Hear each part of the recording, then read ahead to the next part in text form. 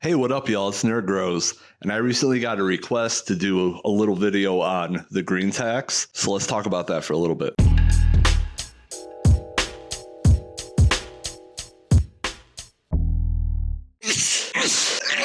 Shout out to Paranoid Grower for suggesting this episode. It's Wednesday evening. I'm hanging out in the garage feeling real good about myself. Please don't speak to me ever again in your life. So from what I understand, the green tax is when cannabis growers pay a higher premium for either gardening products that are specifically labeled for cannabis, even though they apply to all sorts of gardening, or products where the DIY is way cheaper. And we're going to talk about both of those. I have my opinions on both of those. Now, there are reasons why the green tax occurs. You have your typical supply and demand. You also have the legality of cannabis and cannabis-related products. That's all I can't kill. Cannabis and cannabis accessories. Dang it, Bobby. So yeah, if it's a product that doesn't have a lot of uses outside of cannabis consumption, then you will have seen a premium, especially in the past, due to legality. You have to pay extra people, bribe the cops, smuggle it in their butthole or their front tushy.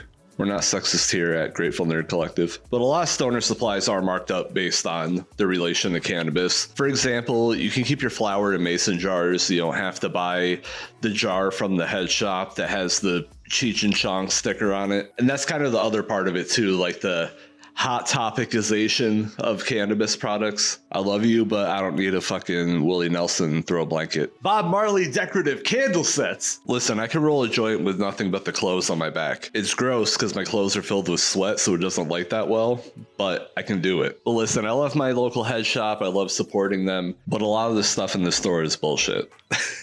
Next, we got gardening products, and this is really, I think it's the worst one when it comes to the green tax. You have one product that's set at a reasonable price, but it's marketed towards vegetable growers. And you have the same exact product that is marketed towards cannabis growers at double to triple the price point. And this kind of product really just preys on the ignorance of new growers or people who haven't gardened at all. A new grower will see a product and say, oh, this is specifically for cannabis. I better buy this one, when there is no difference between buying that and the standard gardening one. I don't need Cheech and Chong plant yo-yos. Now, I'm assuming that when Paranoid asked me to do this episode, he just wanted me to shit all over this nonstop, and I'm perfectly content doing that. However, I will play the devil's advocate argument with you. Gardening and cannabis gardening information is abundant. There are plenty of communities that have people that you can ask questions to. So yes, while green tax related products do prey on the ignorance of growers, is it the business's fault that the grower is ignorant? There are plenty of products in our everyday life that are just like that. I don't know how to wash clothes. I got a fucking Maytag. No, that's an awful example. The next, I want to talk about white labeling a little bit. And white labeling is when a company sells a product, but instead of selling it directly to consumers, they sell it to other companies. And then the companies then put their logo on it and resell it. Now, I don't think there's anything inherently unethical about that. Somebody has to have the manufacturing capacity to make these products in bulk. Not every company is going to have the ability to mass manufacture their own products. However, in the internet age, people have the ability to make a crappy website, buy some white label products, slap their stickers on it, and call it a day. While I don't think there's anything inherently wrong with the wholesaler themselves, I do believe that this business model is ripe for some sort of corruption like that, or some sort of ethical delinquency. These sound like such harsh words. Some people are going to be scummy about it. Now, your mom could argue that the wholesalers could make very specific brand deals that hold some sort of integrity. I can see that point.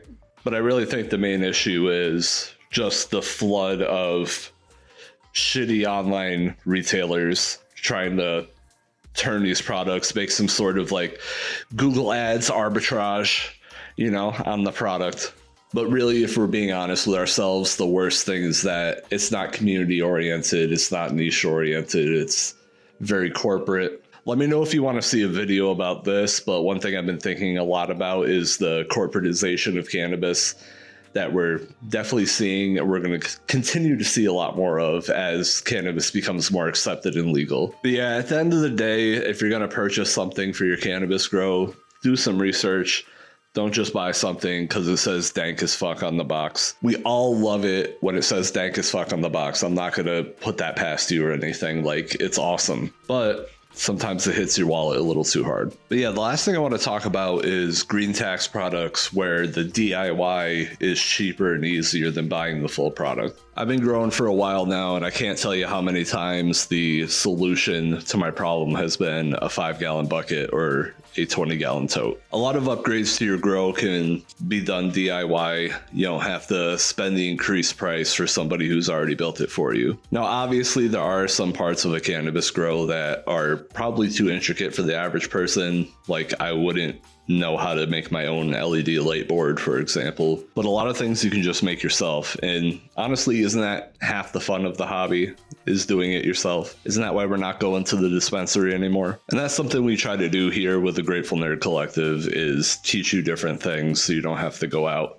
and pay a ton of money to get them retail. But yeah, before purchasing anything for your cannabis grow, look around at different companies, look at the sourcing from those companies. Hit up your friends. We're always around for questions. If you want to hit us up, please talk to me. I'm lonely. Hit up some message boards or some Discords and see what you can find out. This one gardening clip cost me $6.99. I'm just kidding. I went to Home Depot and took it off the azaleas. Don't tell anyone.